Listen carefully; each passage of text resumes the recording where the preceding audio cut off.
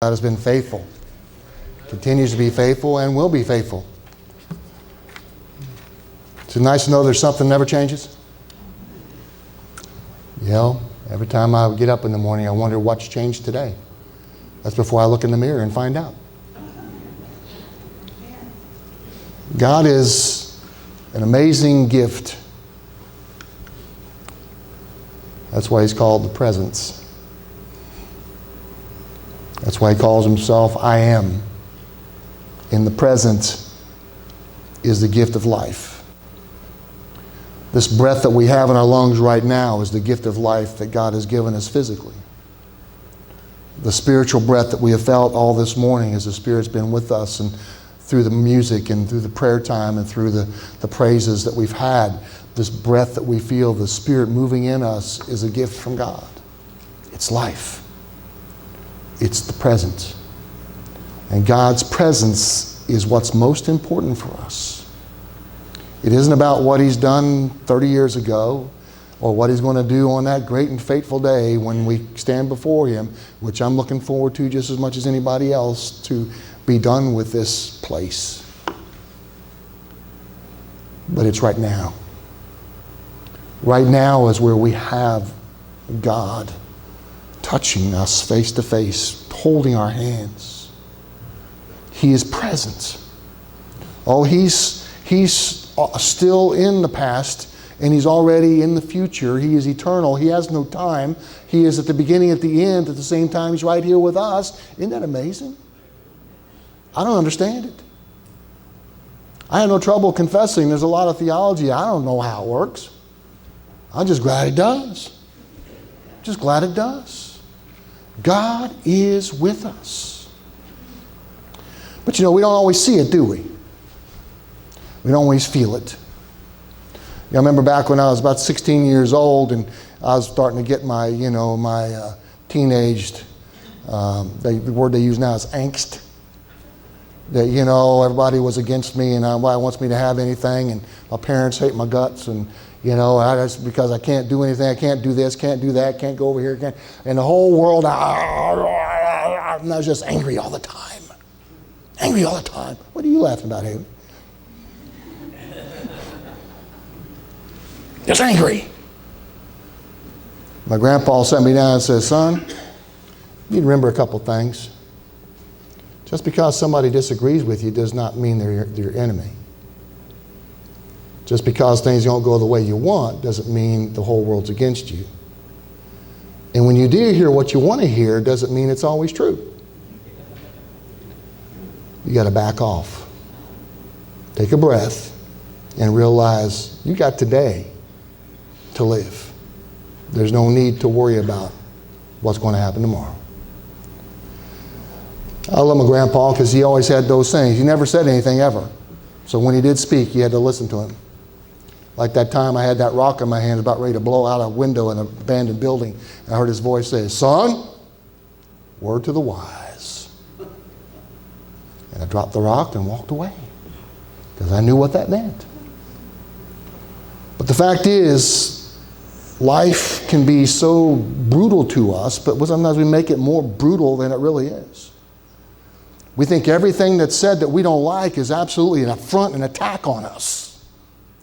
And that we only want to hear what we want to hear. And when we hear what we hear, then it must be right because that's what I think. And when it turns out it isn't right, then next thing you know, we're all frustrated. And, I see a lot of frustration in our world today. Do you? People on both sides of the aisle, both people, no matter what your ideological, political background, no matter what your sociological background, no matter your economic background, people are miserable on every side these days. Frustrated because things aren't going the way they think it should be done. It's not the way I want it to be. And sadly, it comes into the church sometimes. See a lot of Christians these days saying things that I can't believe Christians are saying because someone disagrees with their opinion. And so there's a lot of anger and frustration and souls that are just hurting so bad because this world is just so terrible. And God says, hold on. I'm still present. I'm still giving you breath in your lungs. And my spirit, my breath, spiritual breath, is still breathing into you if you just accept it. And that saying that that idea that I've said many times, God asks us, do you trust me? Do you trust me? Do you trust the fact that I know what's going on? Do you trust the fact that I know that your car's not running? Do you trust the fact that I know you need a new job? Do you trust me that in all of this, I am not only with you, I am working for you? Just maybe not in the way you think I should. But do you trust me that I might know a little bit more than you do? God asks us. Today we're going to look at Psalm 34, one of my favorite Psalms of all time. Maybe because there was a time back not too long ago when I was fighting my call to the ministry and I had a good job, Amic Oil Company out in the oil patch, and I was making good money, and I went out there and I was working one day and I fell into a hole and sprained my ankle and was off work for 2 months, and I was on workman's comp, and the money wasn't what it was supposed to be, and I wasn't getting any overtime, and I had 2 little babies at home, and and I'm feeling sorry for myself every day sitting there at home just, oh, woe is me, woe is me. And one day I go to church on Sunday morning, this little lady drops a little piece of paper right in my lap and just walks on. And on it was written Psalm 34, verses 17, 18, and 19. And ever since then, Psalm 34, I read it all the time because I need to be reminded. Be reminded daily that what goes on in this world should not destroy us or make us so happy that we think that we've got it licked. So let's stand together as we read Psalm 34 today. I'm going to read the whole thing. I won't preach verse for verse because we'd be here all day. So I won't do that, but we're going to read it anyway. I will extol the Lord at all times. His praise will always be on my lips. My soul will boast in the Lord. Let the afflicted hear and rejoice.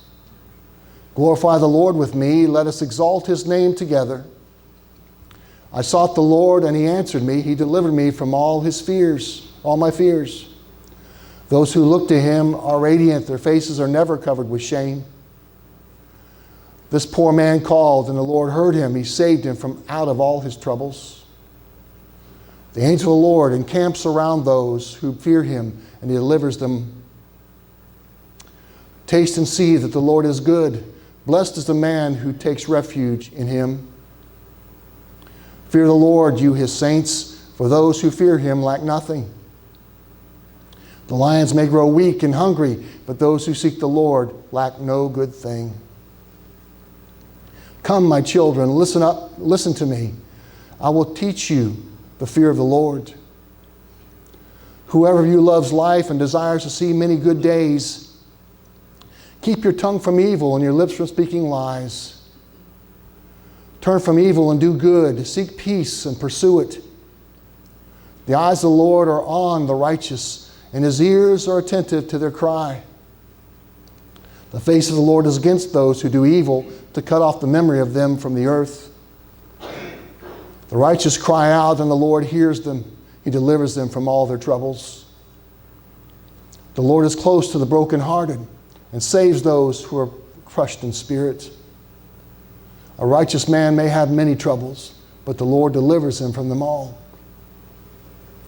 He protects all his bones, not one of them will be broken. Evil will slay the wicked. The foes of the righteous will be condemned. The Lord redeems his servants. No one will be condemned who takes refuge in him. You may be seated.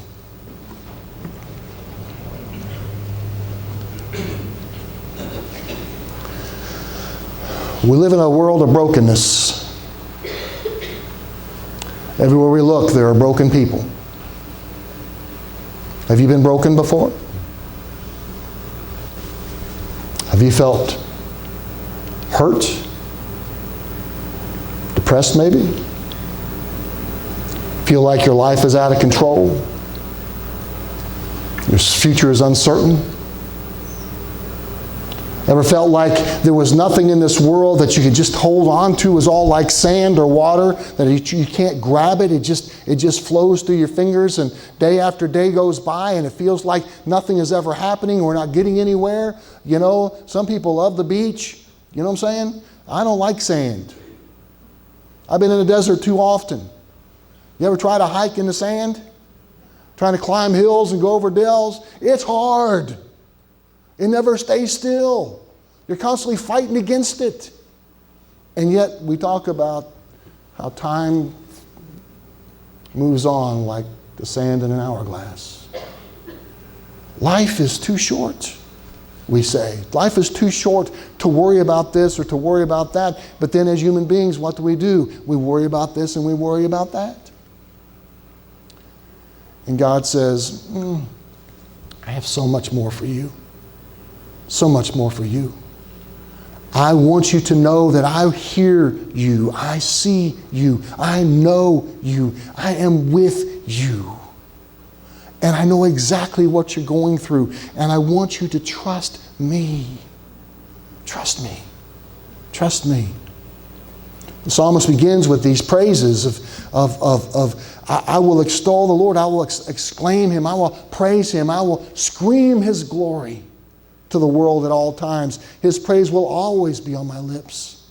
My soul boasts in the Lord. Let the afflicted hear and rejoice. When God does something, He wants us to rejoice in that, so those who are hurting can find out that there's some help available. There's hope available. Glorify the Lord with me. Let us exalt His name together. We gather together as a body of believers to glorify God, even though our lives might not be perfect, even though our lives are hurting, even though we have difficulties. We gather together because we lift each other up and we love one another and we trust God with the answers and we live life like we mean it.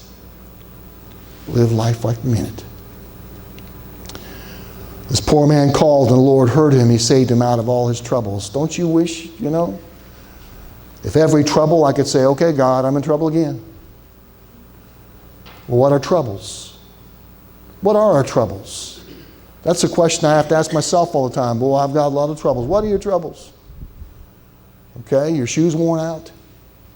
Is that a trouble? The refrigerator's empty. Well, that's trouble for me. What are our troubles? And are our troubles so terrible that we can't possibly trust God with them? Are troubles so terrible that we have to carry them on our back, in our luggage? We have to carry them with us day after day after day. Are our fears and concerns and all the troubles of the world and all the issues we have in our nation and all the stuff that's going on around us and all the things that are going on that drive us crazy and make us feel so bitter and keep us up all night worrying about these things, are they just so terrible that God can't possibly do anything about it? That we're the only ones that can fix it? But that's human beings, is it not? That's who we are. That's who we are. That we have an issue come up in our lives, or we have this happen, or this happens, or someone says this, or someone says that, or someone doesn't react the way we think they should, or they didn't give enough appreciation for what we've done, or whatever, and we're hurt for days. We're upset for days. And we carry this with us. And God says to us, I love you, but I love them too. And I love them too. And you might not like them. And you might not like them. And you might not like what they've said to you. You might not like the way they look. You might not like the way they smell. You might not like any of these things. And it's just wearing on you because all these people. There's an old saying amongst preachers and teachers. This job would be a pretty good gig if we didn't have all these students and people. Just come in and go in the classroom and say what I want to say without any smart aleck answers. Wouldn't that be great? That's life. We live with human beings, and you and I are human beings. I don't know if you know that or not. Anybody here perfect? I asked this question many times. I've never seen another hand. I'm not. Anybody perfect? And yet sometimes we live our lives as if everybody else should kind of measure up to what they think they should measure up to. And it makes us miserable. It makes us miserable. The things should be a certain way, or the way it used to be so many years ago, or the way it was when I was a kid, or whatever. You know, I'm at that age now. I got people in my high school class, we're putting pictures from the 70s of what we did in 60s when we were kids on Facebook, riding our bicycles and jumping over stuff. We got pictures from that time, you know. The days before video games. I'm not old. We're talking about this stuff. I mean, you know what I'm saying, you know, my friend Bill McCroskey, he puts this thing on there of him and me. And I'm not going to tell you what we were doing, but it wasn't good. And he says, oh, remember the good old days? I said, Bill, we're not that old, buddy. Let's not go there. Let's not go there yet. Talk about the good old days. The fact is, the best days we have is today. The best day that we have is this moment in time to breathe in the presence of God and let Him move in our hearts, that we can trust Him and He will bring wholeness to our brokenness. And this poor man can cry out, God, I know that I'm 59 going on 60 years of age, God, and I've made a lot of mistakes in my life, and I've gone here and there, and I've done this and done that, and wish I could have done it better, wish I could have done this better, wish I would have had this, would have done that, wish I had something to look forward to, wish I had this, I have 1,000 things I wish could be different. But God, I have you and I have this day, and you have given me everything that I've got, and what does it matter what I have? I have breath in my lungs and the Holy Spirit living in me. And He takes this poor man, and He takes this poor, pitiful me man, and says, I will deliver you. You know, He says trouble several times in verse 4. He says, but I will deliver you from all your fears. Fears. See, a lot of our concerns, a lot of our issues, and a lot of our angst, and a lot of the issues we have in this country today basically comes down to fear. Fear of the unknown, fear of what somebody's going to do to us, fear of who's going to do that, who's going to do this, who's going to do that, fear of what's going on, fear of this, how do I know I can't know it, fear. Yet John tells us that the perfect love of Jesus Christ, perfect love, casts out fear, drives it away. Fear and worry is concern about things we have no control over whatsoever. No control over whatsoever. I can't make somebody behave the way I want them to. I can't make somebody not get in the car and drive after they're drunk. I can't make somebody not do something that they're going to do. I can't make a government official do something. I can't make a foreign country do something. I can't stop an army from doing this. I can't stop that. But I sure carry it like I sure can. It's my responsibility to make this work. It's my responsibility to carry this burden in my heart. And God says, cry out. Cry out to me. And I will take this burden. Jesus says, my burden is light.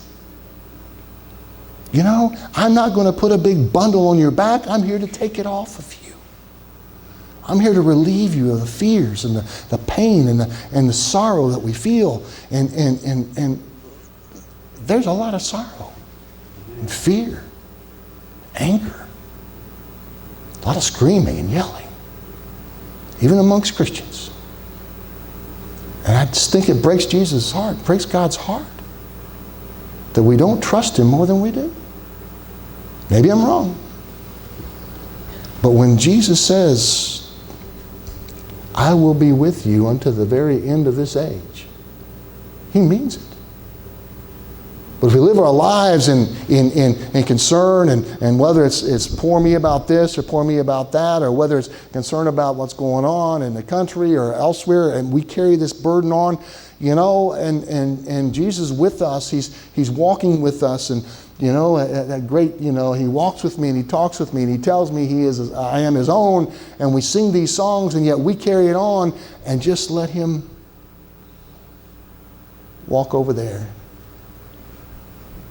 when he wants to take it. He wants to take it. He wants to hold it. He wants to take it. He wants to relieve us of the stress of being the answer to everything. And he wants us to realize that well, here's the hard one, that we don't know everything. That we don't know what is right all the time. That we don't know that if somebody's saying something because I agree with it, it's true. And we don't know if somebody says something that we disagree with, that it's false. We don't know these things, and it's not our place to decide who's right and who's wrong. It's our place to trust the one who is always right, who gives us a clear leading as to what we should do, because we can't control anybody else. We just can't. And I see so many people so worried and so upset and so miserable, and they just are complaining about this and complaining about that and complaining about this everywhere you go. Have you noticed? You can't go to the grocery store without hearing people talking to each other, all this drama. Well, you're not going to believe what they did this time. Well, you don't know what so-and-so did. Everywhere you go. There's a lot of miserableness out there, is there not?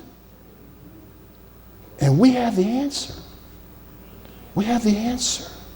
Let it go. Let it go. My granddaughter, Julie, she loved that movie Frozen.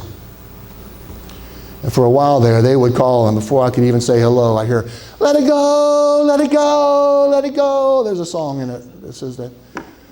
I said, you just keep on singing that and hold on to that thought, because you've got to just let God have your life.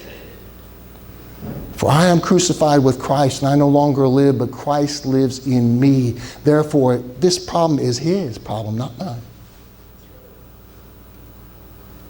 This is his problem. I just want to do what he wants me to do, and be who he wants me to be, and love the way he loves, no matter whether I like the person or not. You see, I heard it a long time ago, and I didn't know what to do with it, and I was upset about it for a long time, and slowly by slowly God has taught me that it's right. I still don't like it always. When you become a Christian, you give up the right to choose who you're going to love or not. You give up the right to decide who you're going to be friends with or not, who your neighbor is or not. You become a Christian, you give up your rights, period. You belong to God, and his will is the only right thing that we should want. I still struggle with that. But the fact is, Jesus Christ showed us and taught us what that means. He taught us what it means to love people who hate him. To love him so much, he died for them as they nailed him to the tree. He taught us that we as believers are called to love, to trust, to walk humbly with our God, as my favorite verse says. That's what we're called to do. Not to worry and fret and argue and scream and holler and demand and require our own way and just demand that things are the way I think they should be, or get the right person in there to make sure I get what I want and whatever it might be. We have no right to that. All it does is make us miserable, because we don't have any control over these things. We really don't. So I pray that God will help us, because, in those moments, sometimes we're tempted. We're tempted Are we not? To think things and to say things and to spread things that aren't exactly right. Because we've got to prove that we are right. That's a scary thing. It tells us, whoever loves life and desires to see many good days, keep your tongue from evil and your lips from speaking lies. Turn from evil and do good. Seek peace and pursue it. Seek peace and pursue it, not vengeance, not demand. Seek peace and pursue it. And the only peace we have is through Jesus Christ our Lord. A peace that is fulfilling and makes us whole and complete people. The shalom of God that is completeness and gives us a sense of belonging to something far bigger than anything a town or a church or a state or a nation or anybody else can give to us. We're part of something bigger than any nation, bigger than any world.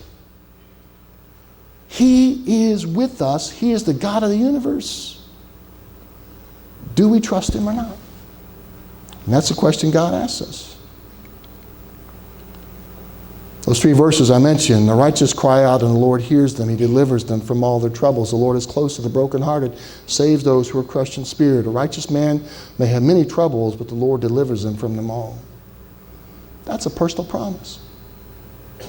He will deliver us from all the troubles that we carry around in our pockets, in our hearts, in our heads, the stuff that keeps us up all night worrying about, the stuff that makes us so angry as we watch the news, the stuff that makes us so upset when we read the newspaper, or the things we see on the streets, or when we go into the grocery store and we see stuff going on we know is wrong, or we see a person who's doing something that doesn't behave the way we think they should behave, and we carry all this garbage in our hearts and all this garbage in our souls, and we walk with it, and we're broken down by it, and it takes us to our knees.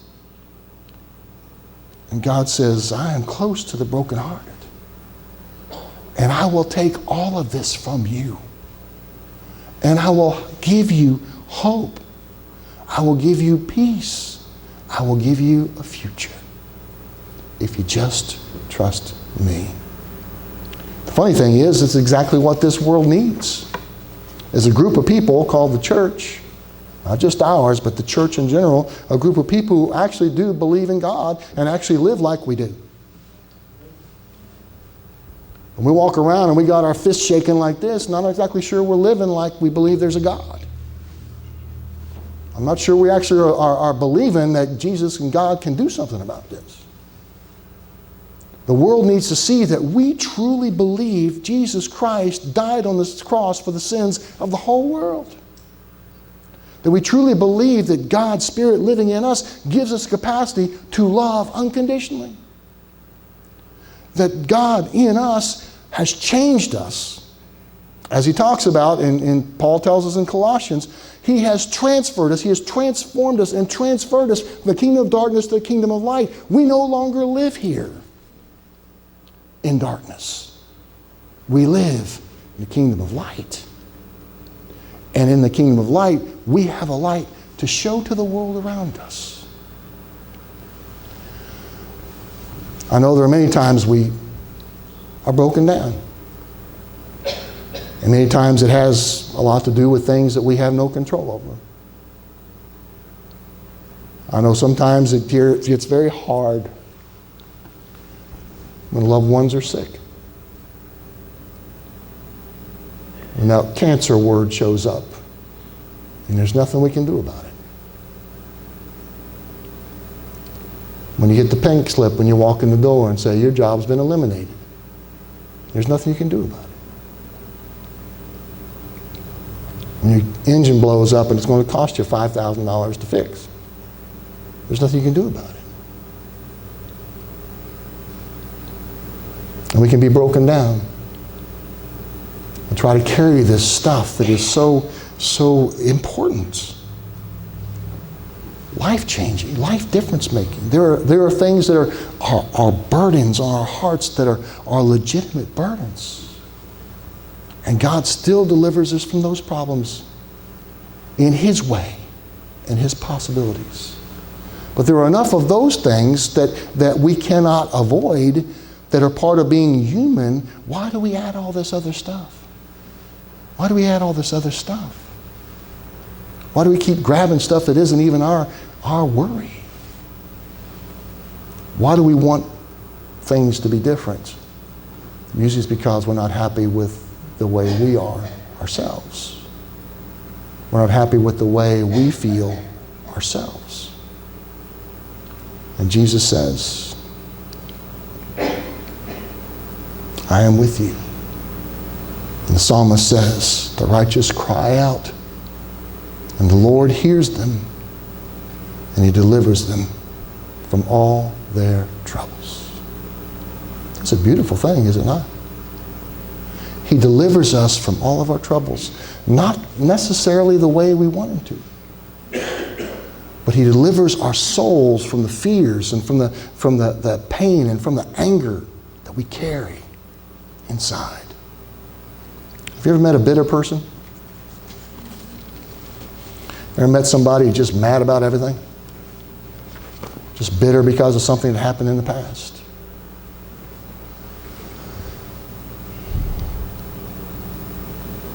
It's my prayer that as a church we would have a sense of God's presence and His sense of His work in our hearts and our lives, that we are so dead to ourselves and alive in Him that He has reign of everything that takes place in here, to where we don't carry this hatred that's out there in the world. We don't carry the angst that's out there in the world. That we don't carry the argument and screaming and hollering that's out there in the world. That we don't look at people the way the world looks at people. That we don't see things the way the world sees things. That we understand that God has called us to be different.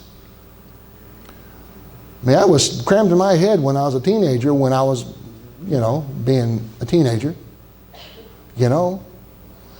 If you're a Christian, you need to live a life that shows that you're different. You shouldn't act like everybody else. You shouldn't talk like everybody else. You shouldn't be acting like this. You shouldn't be angry like, you shouldn't do this, shouldn't do that, shouldn't do this, shouldn't do that, shouldn't do this, shouldn't do that. And the fact is, it isn't about the shoulds or what we shouldn't have done. It's about what we should have done, and trust God and give Christ everything. And then we'll do the right thing, and we'll trust Him. Trust and Obey is an old song, an old hymn that I love so much, because it teaches us and tells us this is what life is all about. It's not just an altar call song. It's not just a one time in a moment that I say, okay, God, yes, I'm going to trust you. I'm going to obey to you. I'm going to pray and say, God, forgive me. And I'm going to go out and live the same way I always did. Trust and obey is a heartfelt change inside of us. That I will trust you no matter what comes my way. And Lord, if you say I need to die to do your will, I will die to do your will. If I need to lose everything I've got to serve you, then God, I will lose everything I've got to serve you. That no matter what happens tomorrow, I will love you today, and I will love you as long as I have breath in my lungs, and I will live every day as if it's the last day I have on earth, and love like it's the last chance I have to love these people, and I'm going to live my life and share it like it's the last chance I have to talk to these people, and I'm going to show them God's love, that if I die tonight, I can look God right in the eye when I get there and say, I did my best, and He can say, yes, you did. Well done, good and faithful servant. That's all I want. That's all I want. And I pray the Lord will help us. If we sing together this morning, the altar's always open. If you're struggling with any of these issues of trying to carry a bunch of garbage you're not supposed to carry, you weren't meant to carry. If you are concerned about so many things in this world that you can't sleep at night, if you're concerned about the stuff of life that you just don't feel very happy in Jesus today, there is hope. There is a Savior.